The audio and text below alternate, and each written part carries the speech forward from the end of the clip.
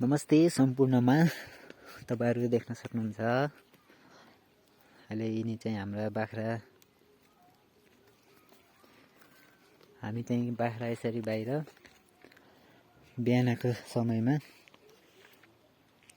बाहिर बान्ने गर्छौं। अनि तपाईहरु देख्न सक्नुहुन्छ अहिले यो चाहिँ हाम्रो